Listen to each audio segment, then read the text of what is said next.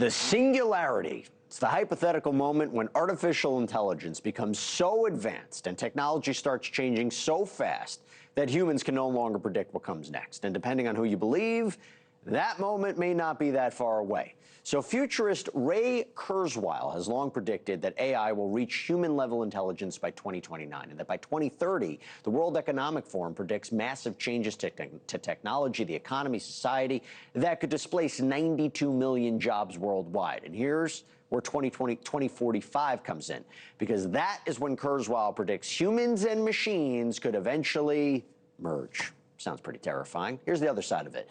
AI is already being used to speed up drug discovery, and just today we're learning about a groundbreaking AI-assisted brain tumor surgery in London. So should we be worried about the singularity? Should we be excited for it? Let me bring in Ryan Carrier, founder and executive director of ForHumanity, a nonprofit focused on making sure AI systems are independently checked, held accountable, used as safely as possible. You believe the singularity is actually coming, and how would we know if we've lost control?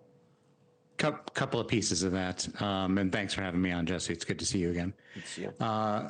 In terms of the singularity, we can focus on humans and machines merging right now, pacemakers, as on a simple side of things, right? People are taking RFID chips and putting them into their hand. Musk and others are working on things like Neuralink and human brain interfaces. So these kinds of biohacking and these tools and putting machines in our body, this is coming. What makes human and machine, and when you reach that point, that's anybody's opinion. It really is a range of answers, and we're already there in some places. But does that make sense? Yes, it does, and obviously can get advanced. But going back to the other point where AI becomes smarter and faster to us, where we can't keep up, it's too powerful to control. Is that a possibility in the near future? And again, how would we know? How would we know that the line has been crossed? Okay, so we're already failing to control our tools. Both Anthropic and OpenAI have had failures of testing. So there's steps that need to be taken that are not being taken currently from a safety perspective. And we have a lot of work to do on that. Now, how we can track this, there's really two answers. The military has approaches where they're looking at power consumption, data consumption, things like that. And then we have our own news reporting use of these tools.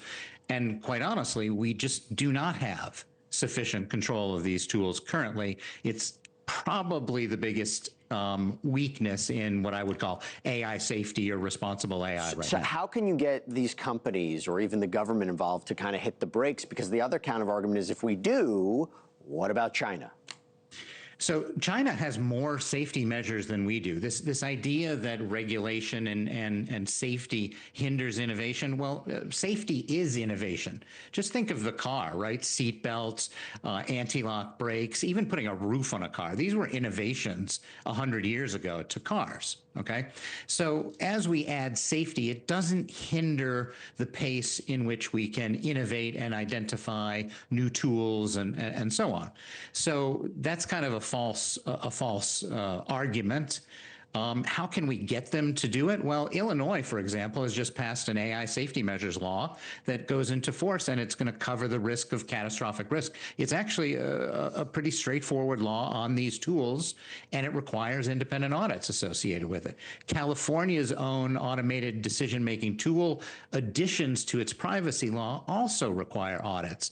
So we're kind of building towards a more responsible implementation. What advancements are you excited for? I mean, if you talk about the merging, right? Maybe we become even more intelligent, more aware, we become more productive. AI being used in the drug space, the medical space, the displacement of jobs, maybe get new jobs. I don't know. What are you excited for on the front? Excited isn't what ForHumanity does. We leave that excitement to others who are building these tools. So, and in fact, it's written into our mission statement that we're going to just look at the downside risk of these tools. And so the one that concerns me is, I believe that, and this is a form of singularity, I believe we will reach a point where machines can do every single human task, and I'm picking that word very specifically, but every single human task better than a human. Now, what does that mean for the future of work, and how do we deal with that as a society and an impact on us? That's the part that worries me. There's lots of good upsides too, but we have to balance these risks. And the idea of all these jobs being, displaced, all these jobs going away, what would be the role that we would have? What jobs could you see for a human to have in this AI space? And we got about 30 seconds. Some in my space have argued that independent audit or the governance of these tools is the last human job. Wow. So it certainly could be that. It also could be figuring out how to use these tools together. Notice I referred to every single human task. Yeah. As soon as you go into multitasking, that presents huge problems that we have not solved yet. Ryan Carrier, thank you so much. Always good seeing you. Pleasure. Good to see you. Thank you for watching. Subscribe below and download our NewsNation app right now on your phone, and you will get fact-based, unbiased news for all Americans.